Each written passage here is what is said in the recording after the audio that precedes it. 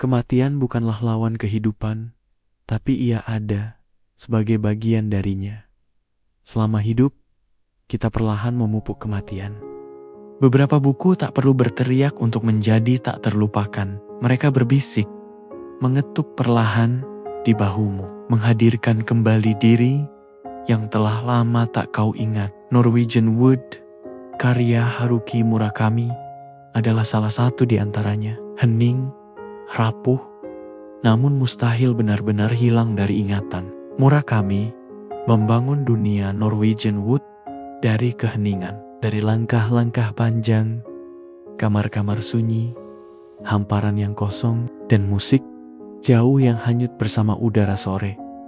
Sebuah dunia yang tergantung di antara remaja dan kedewasaan, di antara hasrat untuk menggenggam dan keberanian untuk melepaskan. Keheningan ini bukanlah kehampaan. Ia adalah ketegangan yang menggetarkan jiwa. Ia adalah desakan usia muda yang masih mencari jati diri. Ia adalah perihnya harapan agar hidup terasa masuk akal di saat segalanya begitu rapuh dan mudah runtuh. Murakami menangkap ruang transisi itu saat ketika perlahan kita mulai memahami bahwa hidup tidak akan melindungi kita hanya karena kita masih muda. Di pusat cerita berdiri Toru Watanabe, seorang pemuda yang lebih dikenal karena keheningan pengamatannya daripada tindakannya. Watanabe bukan sosok pahlawan, dan ia pun bukan jiwa yang patah. Ia hanya berusaha memahami dunia yang bergerak terlalu cepat dan terasa terlalu berat di pundaknya. Ia adalah sosok yang reflektif, sabar, dan kerap pasif. Namun, melalui matanya, setiap detail kecil menjelma menjadi sesuatu yang penuh makna. Sebatang rokok yang belum habis, bentuk kamar asrama, atau senyum ragu seorang gadis. Salah satu tokoh penting dari novel ini adalah Kizuki, sahabat masa muda Toru yang penuh kepekaan namun rapuh. Sosok yang terasa utuh di permukaan, tetapi menyimpan kekosongan sunyi yang akhirnya menelan dirinya sendiri. Kemudian ada cinta segitiga antara Watanabe dengan dua perempuan. Mereka adalah orang yang membentuk dunia emosionalnya Watanabe, dan masing-masing punya cara hidup yang berbeda. Perempuan pertama adalah Naoko, mantan kekasih, mendiang sahabatnya yaitu Kizuki.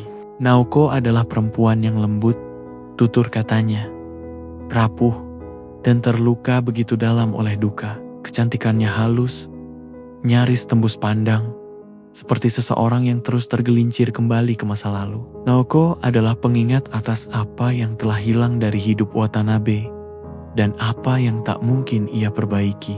Kemudian, di sisi lain, hadir Midori, seorang perempuan cerah, tak terduga, dan penuh kehidupan. Ia menantang Watanabe, menggoda dirinya, menariknya keluar dari cangkang kesunyian itu. Midori adalah wujud kemungkinan masa depan yang bisa ia pilih jika ia berani meraihnya. Keduanya memberikan kesan mendalam terhadap Watanabe. Keduanya menariknya ke arah yang berbeda, dan Watanabe berdiri di antara mereka, tak pasti apakah cinta sungguh mampu menyelamatkan siapapun. Dalam Norwegian Wood, kenangan bukanlah sesuatu yang sekadar mengikuti langkahmu, melainkan tempat yang kau diami sepenuhnya. Murakami menulis kenangan layaknya ruang-ruang kosong. Kau memasukinya tanpa sadar, kau tinggal lebih lama dari yang kau rencanakan, dan tiap kali kembali, ruang itu membentuk ulang dirimu. Novel itu dimulai dengan sebuah lagu, sepotong musik yang membuka segalanya. Kita semua punya lagu seperti itu, dan ketika pemicunya datang, nada yang familiar, bayangan yang samar, atau hembusan angin yang membawa ingatan lama kita pun terlempar kembali ke diri kita yang dulu. Terkadang lembut, terkadang menyakitkan, namun selalu jujur. Seolah kenangan menunggu dalam gelap, menahan napas, hingga tiba waktunya untuk kembali menghampiri kita. Itulah yang memberi Norwegian Wood kekuatan yang menghantui. Ia mengingatkanmu pada memori yang selama ini kau hindari, kenangan yang kau simpan rapi di sudut terdalam, berharap waktu akan meredamnya. Namun diam-diam ia justru menjadi semakin hidup, semakin jelas. Setiap kali ketika kau mencoba melupakannya, Murakami menggambarkan masa muda sebagai sebuah kontradiksi. Ia lembut sekaligus kacau, penuh harapan sekaligus menghancurkan, intim sekaligus membuatmu merasa terasing. Semuanya terjadi dalam satu waktu. Dalam novel ini, masa muda bukanlah sebuah perayaan. Ia adalah masa ketidakstabilan emosional. Waktu ketika manusia merasakan segalanya terlalu dalam, namun tak memahami apapun dengan sebenar-benarnya. Ada hasrat, kesepian, kebingungan, dan rasa takut akan kenyataan bahwa semua orang di sekitarmu seakan mengembara dalam hidup tanpa peta. Dan justru karena itulah, begitu banyak orang merasa terhubung dengan kisah ini.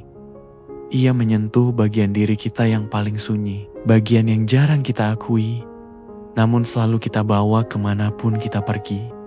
Ia mengatakan kebenaran tentang menjadi muda, bahwa masa itu berantakan, penuh ketidakpastian, dan seringkali sunyi dengan cara yang memilukan. Cinta dalam Norwegian Wood bukanlah sebuah solusi. Ia bukan kestabilan, bukan kejelasan, bukan pula keselamatan. Cinta adalah kerinduan.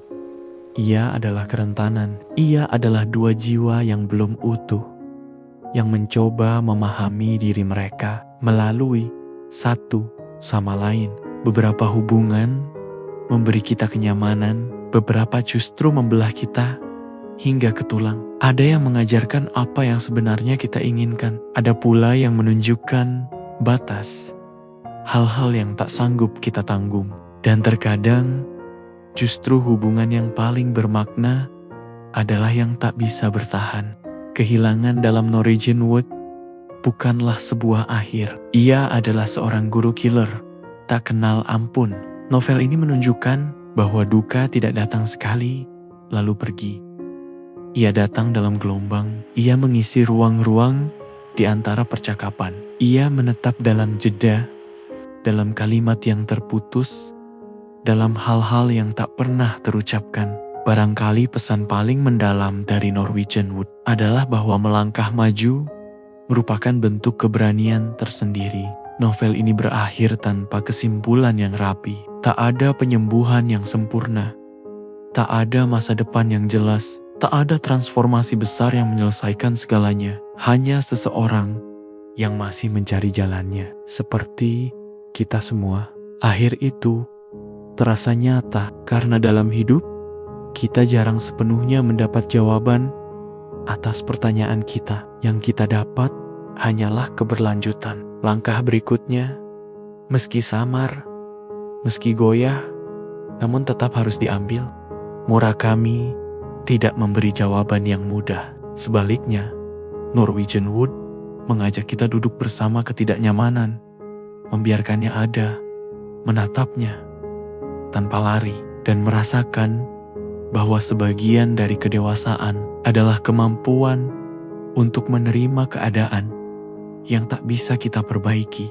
Pada akhirnya, ini adalah kisah tentang menyeberangi jembatan tak kasat mata antara remaja dan dewasa. Perjalanan yang menuntut kehilangan, penerimaan, dan keberanian. Norwegian Wood melekat begitu lama karena ia memahami bagian diri kita yang masih mencoba tumbuh, masih mencoba sembuh, masih mencoba memahami dari mana kita datang dan kemana kita menuju. Ia berbicara dalam bahasa kenangan, bahasa patah hati yang lembut, bahasa proses menjadi, dan jika ia menghantui dirimu, itu karena ia memantulkan tragedi-tragedi sunyi yang selama ini kau bawa tanpa suara.